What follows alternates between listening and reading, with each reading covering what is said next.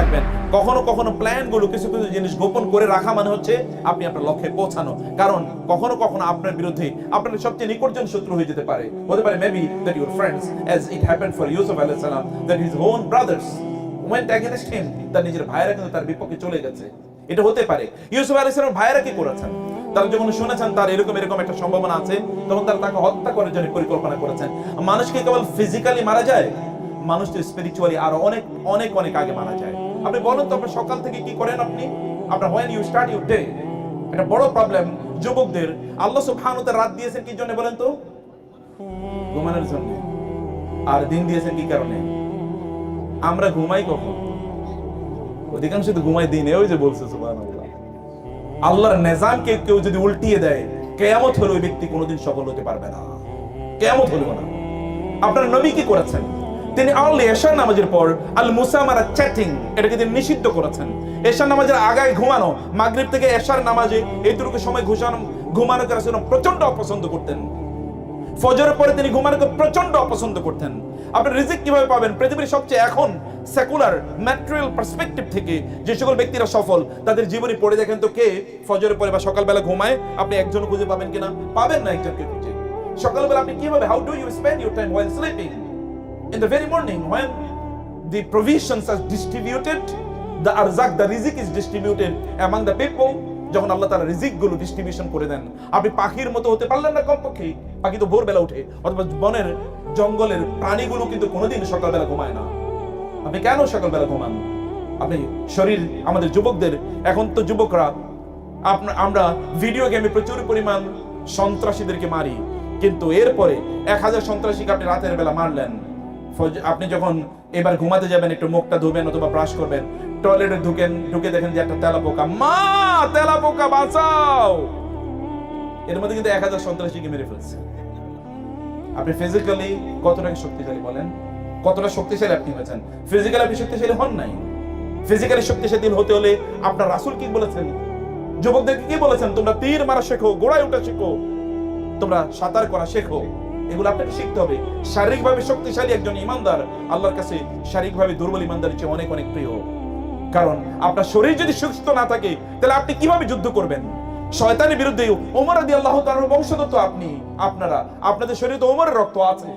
ওমর রাদিয়াল্লাহু তাআলাকে দেখে শয়তান অন্য রাস্তায় গিয়ে পালিয়ে চলে যেত, আর আমাদেরকে দেখলে বলে, oh my close friend is coming, আসো আসো আসো, হাগিং ইউ।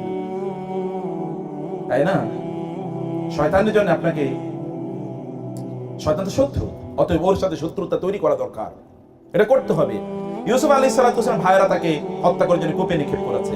লোকেরা তাকে এসে কিনে নিয়ে গেল, ওই যে মিশরের লোকেরা, এবং তাকে গিয়ে বাজারে তারা বিক্রি করে দিল। আজিজের মিশর তাকে কিনে নিয়ে গেল।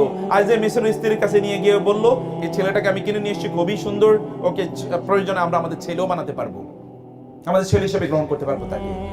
ইউসুফ আলাইহিস সালাম একবার কিন্তু বলেন নাই, তোমরা কি জানো আমি নবীর ছেলে? তোমরা কি জানো আমি কিন্তু অমুকের ছেলে? তোমরা কি জানো আমি কিন্তু এই যুগের নবীর ছেলে? তোমরা আমাকে কৃতদাস মনে করছো, তোমরা আমাকে হত্যা করতে চাচ্ছ, তোমরা আমাকে বাজারে বিক্রি করছো, তোমরা আমাকে এরকম কাজের লোকের মতো করে ব্যবহার করো। তুমি কি জানো আমরা কি এরকম? একবারই তিনি বলেন নাই। Allegation is very negative. আপনার একটা লক্ষ্য আছে, ওই লক্ষ্য পানে আপনাকে ছুটে চলতে হবে। আপনার নবী কতবার এলিগেশন করেছেন? যখন তাকে লোকেরা হত্যা করতে চাইলো, তখন তিনি বলেন নাই আল্লাহ এদেরকে ধ্বংস করে দাও। তায়েফের লোকেরা যখন তাকে রক্তাক্ত করেছে, তিনি বলেন নাই এদেরকে ধ্বংস করে দাও।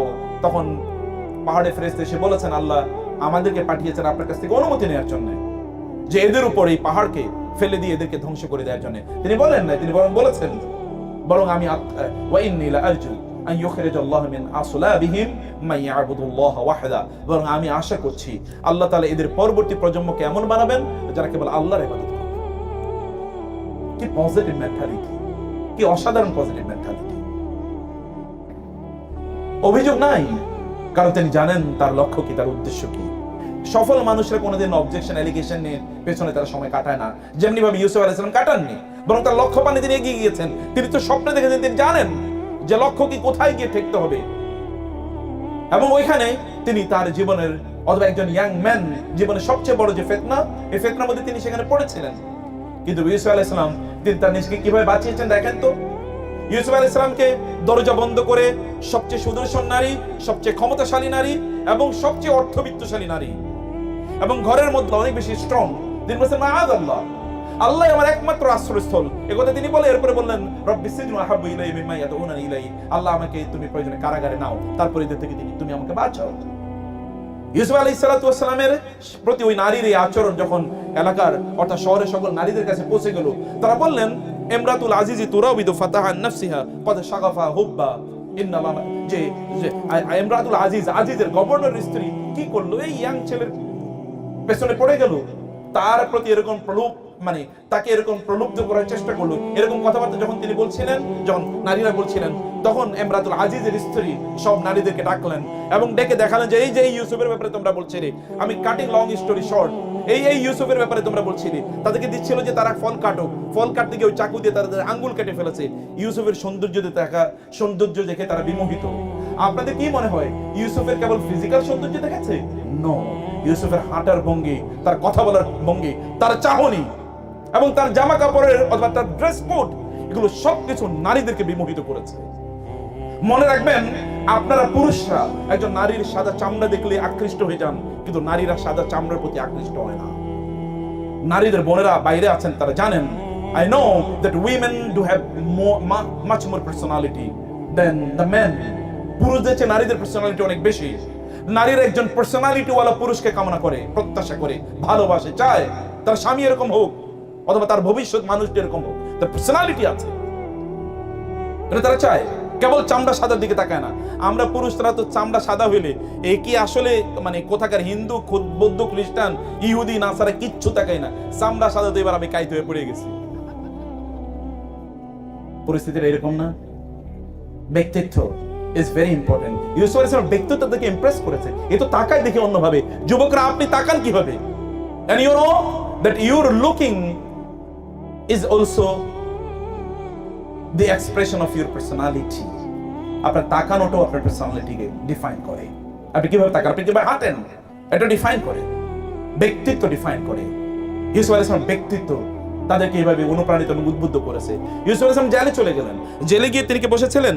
জেলে গিয়ে কেবল হাউতাস আমি কেন এরকম, নো নো, জেলে তিনি তার মিশনে ছিলেন। তিনি ওইখানকার লোকজনকে তিনি দাওয়াত দিচ্ছেন, আরবাবু মুতাফাররিকুনা খায়র আমিল্লাহিল ওয়াহিদুল কাহ্হার। এখনকার যুবকরা যারা বিশ্ববিদ্যালয়ে পড়ে, আপনাকে কি দাওয়াতি কাজ করতে হবে না? আপনাকে দাওয়াতি কাজ করতে হবে। বিশাল একটা ক্রাইসিস। কেন কেবলমাত্র দূর থেকে শেখদেরকে আনতে হবে? You can become your own sheikh or you can become the sheikh of your own campus. আপনি ক্যাম্পাসে শেখ হন, ছোট ছোট হালাকা করুন এবং যুবকদেরকে বলবো যে আপনারা ইসলামিক সোসাইটি তৈরি করুন, বিভিন্ন সেমিনার, সিম্পোজিয়াম, স্টাডি সার্কেল আপনারা তৈরি করুন, অথবা ইউরোপের মতো MSM মুসলিম স্টুডেন্টস অথবা MSA মুসলিম স্টুডেন্টস অ্যাসোসিয়েশন, এরকম অ্যাসোসিয়েশনে যেই কোনো একটা অ্যাসোসিয়েশনের সাথে সম্পৃক্ত থাকুন। একা একা ভালো থাকা যায় না, ইটস ভেরি ডিফিকাল্ট। একটা অ্যাসোসিয়েশনের সাথে সম্পৃক্ত থাকুন এবং এর মাধ্যমে কিছু দাওয়াতি কাজ করুন। মনে রাখবেন, আপনারা যে সুযোগ পেয়েছেন, এই সুযোগ আগামী 50 বছরে নাও আর পেতে পারেন। এই সুযোগ হাতছাড়া হয়ে গেলে খবর আছে। অতএব এটাকে ধরে রাখার দায়িত্ব আপনাদের। এটাকে ধরে, এই যে বিশাল উন্মুক্ত মাঠে, ময়দানে আপনারা ইসলামিক কনফারেন্স করছেন, আমি মনে হয় দেখতে পাচ্ছি যে ইউরোপের মতো ঘটনা ঘটতেছে।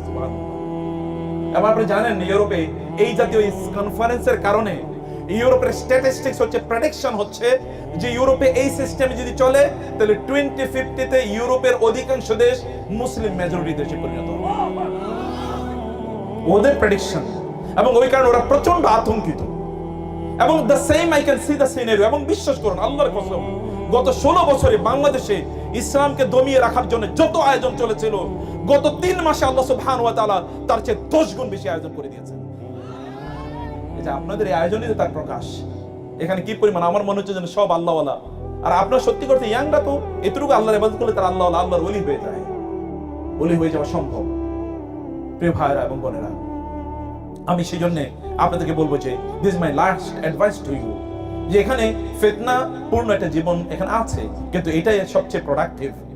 আপনাদের মুসলিমদের বিশ্ববিদ্যালয়গুলোর, ওই সময় যে বিশ্ববিদ্যালয়গুলো ছিল সেগুলোর দিকে যদি আপনি তাকান, তাহলে আপনি দেখবেন একই জায়গা থেকে একদিকে ইবনে খালদুন তৈরি হয়েছে, একদিকে একই জায়গা থেকে ইবনে রুশ তৈরি হয়েছে, সোশ্যাল সায়েন্টিস্ট, পলিটিক্যাল সায়েন্টিস্ট, অথবা হার্ট সায়েন্টিস্ট, আমরা যদি সায়েন্টিস্টের কথা বলি, ফিজিসিস্ট, কেমিস্ট, অথবা যদি আমরা বলি বায়োলজিস্ট, সেখান থেকে তৈরি হয়েছে।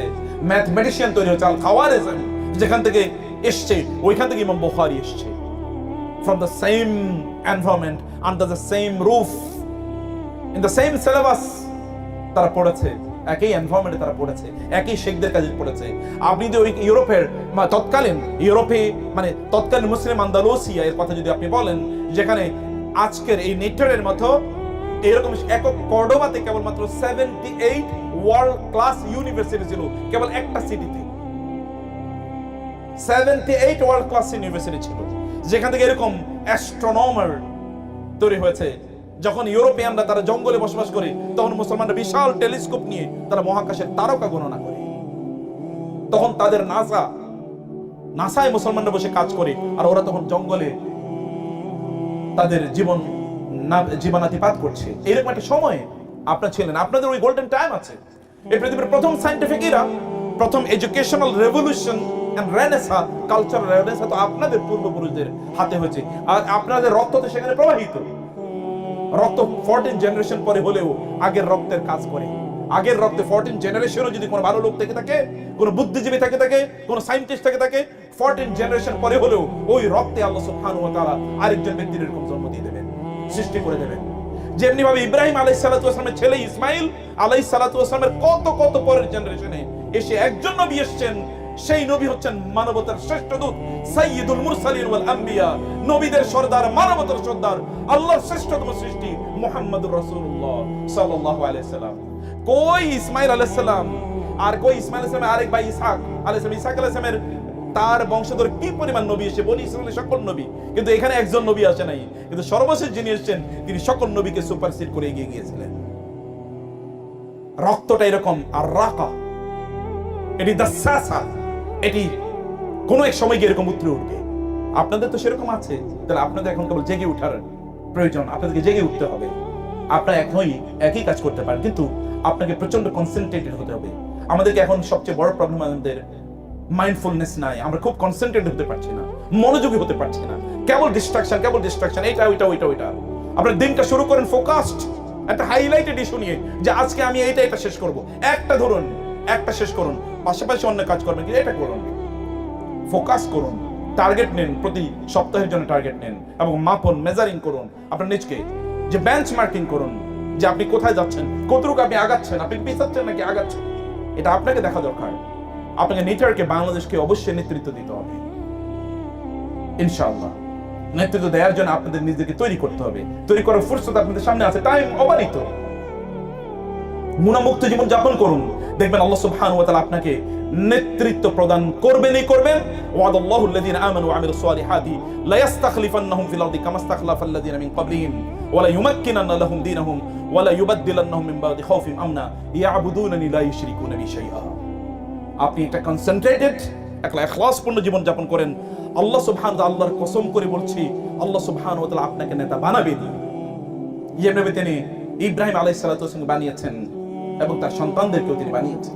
টাইমগুলো যেন আমরা সঠিকভাবে ব্যয় করতে পারি। ভাইয়েরা, 1 মাস একটা রুটিন মোতাবেক টাইম ব্যয় করেন, সকাল থেকে শুরু করে রাত পর্যন্ত, একেবারে ক্যালকুলেটেড। দেখুন কোথায় আপনার সময় যায়। and you see me after 1 month and you will see the revolution has started in your life. 1 মাস করে দেখেন, 1 মাস পরে আপনার জীবনে আপনি বিপ্লব ফিল করতে পারবেন ইনশাআল্লাহ। জাযাকুমুল্লাহ খায়র। আল্লাহ সুবহানাহু ওয়া তাআলা আমাদের আজকের আয়োজনটাকে কবুল করে নিন, এবং আল্লাহ সুবহানাহু ওয়া তাআলা আমরা যেন উম্মার এই ক্রাইসিস যেন আমাদের নিজেকে আমরা তৈরি করতে পারি, সেই তৌফিক দান করুন। আল্লাহুম্মা আমিন। হাযা ওয়া সাল্লাল্লাহু সুবহানাহু ওয়া তাআলা নবিয়ানা মুহাম্মদ ওয়া আলা আলিহি ওয়া সাহবিহি আজমাইন। সুবহানাকাল্লাহুম্মা ওয়া বিহামদিকা আশহাদু আল্লা ইলাহা ইল্লা আনতা আস্তাগফিরুকা ওয়া আতুবু ইলাইক। ওয়া আসসালামু আলাইকুম ওয়া রাহমাতুল্লাহি।